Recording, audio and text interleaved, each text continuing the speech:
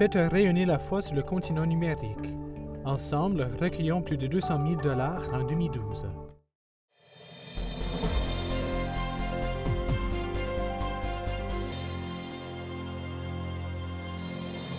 Bon mardi, mesdames, messieurs, et bienvenue à Perspective. Comment raviver notre flamme missionnaire? Les œuvres pontificales missionnaires, OPM, ont ce souci et se proposent de venir dans les diocèses.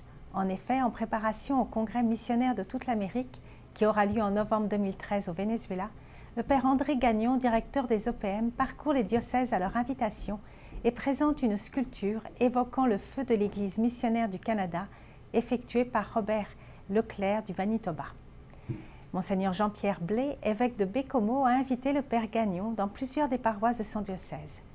Lors de la messe à la paroisse Saint-Joseph de Sept-Îles, présidée par Monseigneur Blais et concélébrée par le père Gagnon et le curé de la paroisse, le père Gagnon a incité les paroissiens à s'engager à être missionnaires. On vous a donné, peut-être au début, on vous a donné un petit signet sur lequel vous êtes invité à signer votre engagement de missionnaire. Missionnaire dans mon quartier, dans ma paroisse, dans ma ville, aujourd'hui, dans mon diocèse qui est en transformation comme tous les diocèses. Je vous invite maintenant à venir déposer votre engagement. Engagement à la mission d'ici et à la mission d'ailleurs. Un ailleurs que chacun et chacune vous connaissez. On connaît tous quelqu'un en Afrique, en Asie, en Amérique du Sud, un missionnaire, une missionnaire. On connaît tous. Notre collègue Pedro Guevara-Mann, sur place, a pu recueillir ses propos. Je pense que l'importance de venir sur la Côte-Nord, de venir à partir de Baie-Comeau, Sept-Îles et puis en montant vers Sablon, là, c'est l'importance parce que cette partie du Québec et du Canada est une terre de mission. C'est vraiment... j'ai découvert des gens qui se posent des questions sur la mission, la place de l'Église ici. Donc la flamme, elle a pris un sens et Monseigneur l'a bien saisi et je suis très heureux de ça. Après la messe, Pedro Guevara-Mann a demandé à Monseigneur Blais en quoi l'Église est missionnaire. L'Église, elle est missionnaire, c'est-à-dire qu'elle est envoyée et que nous devons apprendre, exactement comme le Père Gagnon nous l'a dit à l'occasion de l'homélie, c'est une réalité d'annoncer notre foi. Et ceux qui ne croient pas, c'est-à-dire ceux qui n'annoncent pas, alors ça devient un peu plus difficile parce que c'est ça qui est attendu, le message de la foi.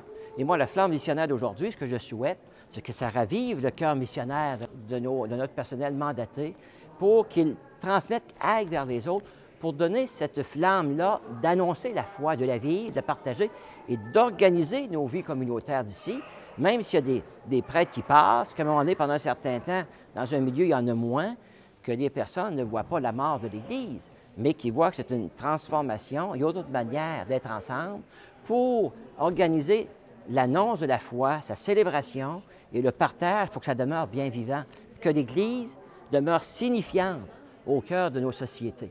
Et c'est ça qui est important. C'est comme repère, il faut être signifiant parce que les gens cherchent à l'heure actuelle. Et si notre repère devient insignifiant, nous avons un problème. Alors, il faut demeurer signifiant dans notre repère de foi et ne pas avoir peur. C'est une attente qu'il y a dans le cœur des gens. Pour organiser une animation missionnaire avec le passage de la flamme et préparer le dimanche consacré aux missions, qui sera le 21 octobre, et dont le thème cette année est « Héritiers et héritières de la parole de Dieu, donnons à boire à nos frères et sœurs ».